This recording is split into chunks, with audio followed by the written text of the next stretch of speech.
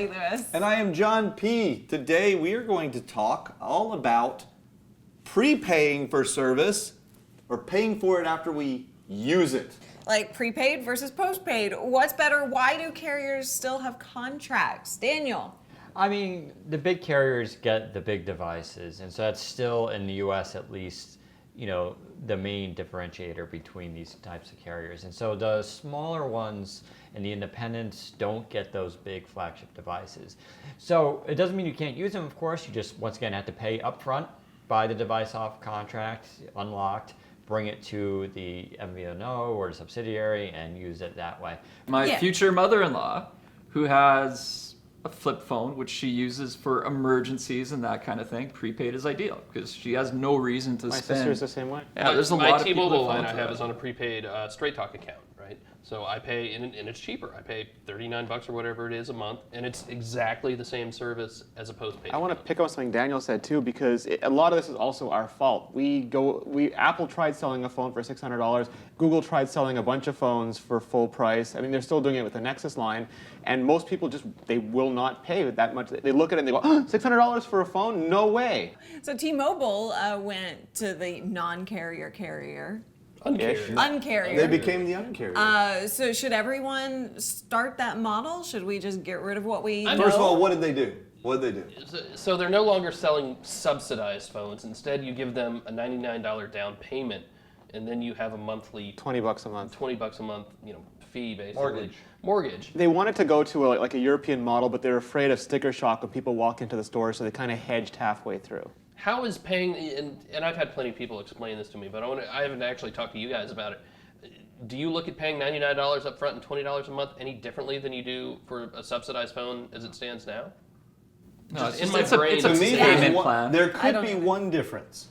If they did that and did not force you onto a term contract. Exactly. Correct. That's the difference. Yes, that's the Yes. difference. If, But if otherwise, you need to get off T-Mobile, you can just pay off the phone and then you're done. Yeah, which should be the norm everywhere. I think that's one of the things, again, where that should be regulated. So you're saying everyone agrees that it should go that way or not? Absolutely. Makes it's Should, more but transparency. I don't know if it's going to, not for a while, until AT&T or Verizon, I think.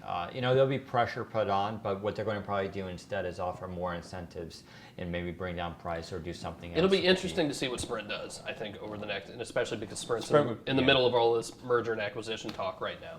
But they've always had interesting plans where they are the only truly unlimited plan anymore, even if the network isn't up, on par with everybody else. I think you're also seeing such a big secondary market for phones now. Like we often talk about, the latest and greatest phone just came out. That's what people should be looking at buying. But there's just millions of people who are buying phones secondhand. And in some cases, it's I dropped my iPhone, cracked the display.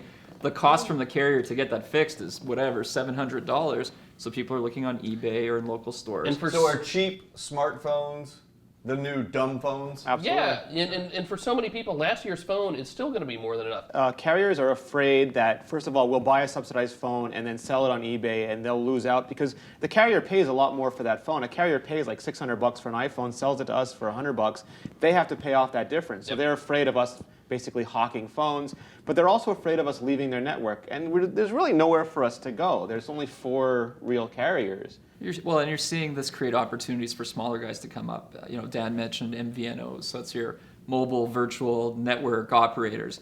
And you have somebody like Simple Mobile, who I think operates off of T-Mobile's network in the US. And it's a bring your own device network. So you could pick up, you could have a phone that maybe you're on contract with another carrier and you just finally left, or you pick up a phone off eBay or some other place. And you just go there with your phone. You bring it to them. It'll work. They'll sell BlackBerry plans. They'll And sell Sprint's regular doing data plans. really good things with its Boost and Virgin brands as well. So it's a different brand, so you get a different feel, even if it's the same network. You have different devices, maybe not quite as high-end, but they're doing better about getting more high-end phones up there. And, no contracts. Can they really compete, though, with the larger ones, even with better incentives because of coverage? Do we need more carriers? Should we have more carrier and more carrier competition? Well, we You already need more do. option, but there's only so much spectrum out there Yeah. and so many players who control it. So you're not going to see an explosion of more companies at the top level. I think you might see more at the lower level who are borrowing that spectrum or have roaming agreements. We all hope that It's Google's very going to give us complicated. free cell coverage everywhere in the US, Phil. Yeah. I mean, pipe dream, right? Well, I would say that the ultimate goal here is for everybody to pay as little as they possibly Absolutely. can, get the network that they love, the phone that they want, but since the carriers are going to keep sticking it to us, I have only one solution for you. Go buy carrier stock. There you go. Mitigate. Thank you guys so much for joining us today. I hope you'll come back tomorrow for more because we will be here all week. Be here all week, guys- folks. These guys will be the comedians, though. We will see you with the next episode. Stay tuned. I'm Callie Lewis. I'm John P. Bye-bye.